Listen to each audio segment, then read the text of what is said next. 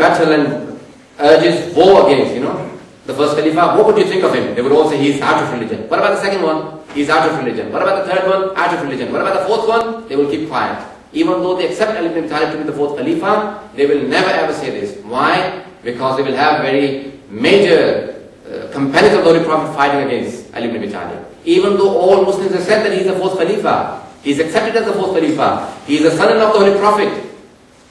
But they were companions of the Holy Prophet who were cursing him from the member. What about the two sons, Imam Hussein?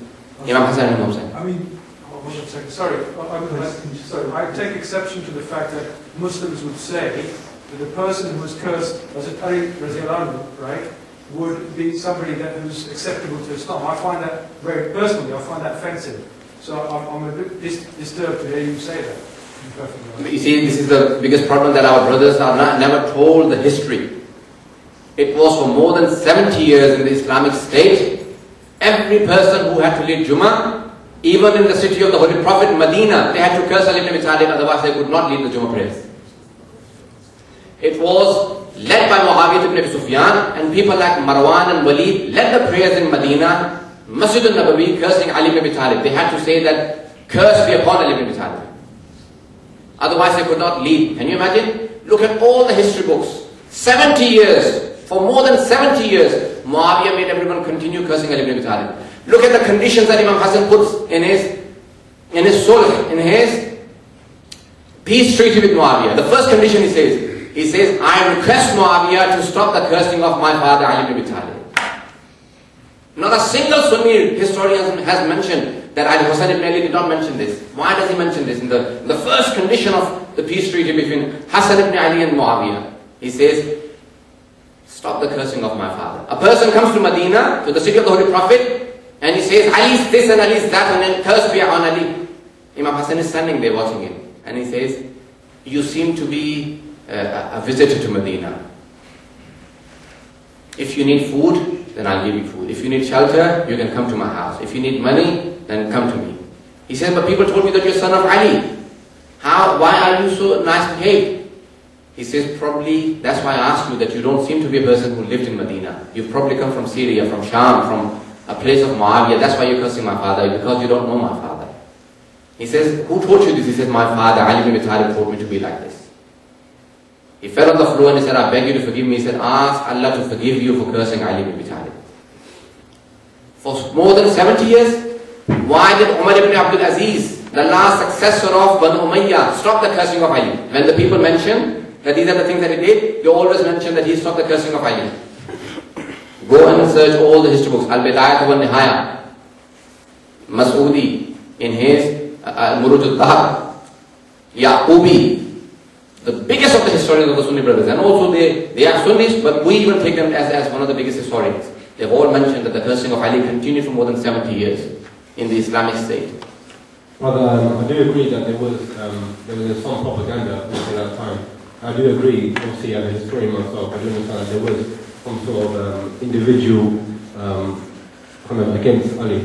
But I don't think that there was kind of a universal phenomenon across the Sunni world. I think I, as a Sunni, well, I don't really regard myself as a Sunni, Shia, etc., because for me, for doing that, I'm actually breaking the barriers of Islam. I consider myself as a Muslim, but just for argument's sake, as someone from a Sunni household, and many of my brothers and sisters, families, friends, etc., I think they bear witness that the cursing of Ali is not a universal phenomenon across the Sunni world. So I don't really take it as an offence, because I understand where you're coming from. I understand that there was kind of ridicule, there was a vendetta against Ali. There were political games being played at the time.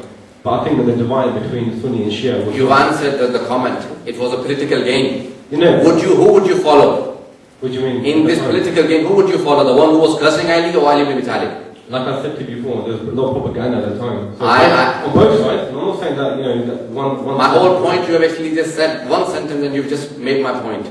Yeah, that I've been arguing on. It was a political game. People had been cursing Ali ibn Abi Talib for a political game. And if you today cannot decide who to take the Sunnah of the Holy Prophet from, would you take the Sunnah of the Holy Prophet from Ali ibn Abi Talib or the ones who were cursing Ali ibn Abi Talib? Who would you take the Sunnah from? Okay, let me finish my point before I answer your question, brother. I do agree with you that there were political games being, that's a commonality between all historians, Sunni, Shia, etc., etc. My question, well, not my question, my point was that when, obviously he's talking about a 70-year period. By the way, after the Prophet died, the first 50 years, the Khilafat Rashidun, that period was probably one of the best periods. Also, there were kind of, political games being played. But that, in my opinion, and according to many historians across the world, both Sunni and Shia, less of the Shia scholars, but there's a universal phenomenon that that was probably the best years of Islam in terms of the way in which governance was structured, the way in which Khilafat system was run, the way in which the welfare system was constructed, which the West has now modelled upon that. So, okay, I do understand that you prefer Ali to be the first Khalifa, etc., etc. However, history is history, fact is fact. We've got to call spade to spade. The first Khalifa was, Abu Bakr, second being Umar, third being Usman, fourth being Hazrat Ali. So we still got to accept that. So the reason why I'm here today as an individual from the Muslim community is because I want to see the commonalities.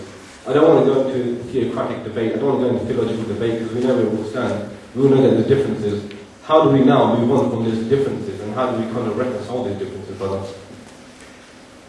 The point you've made that we have to find common grounds, I also agree that we have to find common grounds, but all of the Muslim Ummah, the differences have appeared during that time. The prayer changed during the time of the Khulafa. The rules on the fasting, the methods of Hajj, the rulings on Zakat, they all changed during the time of the first Khulafa, first few Khulafa. All of those differences appeared after the Holy Prophet between the time of the Khulafa. Who would you take the Sunnah of the Holy Prophet from? That is my whole point. Would you just take it from any Sahabi, or will you take it from the Ahlul Bayt? The Shias have always emphasized that the Ahlul Bayt ﷺ, they lay the foundation of the practice of the Holy Prophet. They would give you the truths of the Holy Prophet. They would tell you how the Holy Prophet practiced. And there were people who had political gains, who came into power after the Holy Prophet, who changed the Sunnah of the Holy Prophet, who changed the practice of the Holy Prophet, who changed how the Holy Prophet wanted to run and govern the Islamic State. And those differences came in, those differences still exist amongst all the Muslims. So if you want to take your practices from, who do you want to take your practices from Ahlul Bayt ﷺ or not? That is the whole point. So I think the common factor is that we all believe in Ali ibn Abi Talib ﷺ and the Ahlul Bayt of the Holy Prophet. We emphasize that we take the fiqh from the Ahlul Bayt, we take the beliefs from the Ahlul Bayt, and we take the interpretation of the Quran from the Ahlul Bayt ﷺ. That's our emphasis. There were people who came into power who changed many things. So if you want to just stick to the thing that, yes, take these things from Ahlul Bayt ﷺ, yes,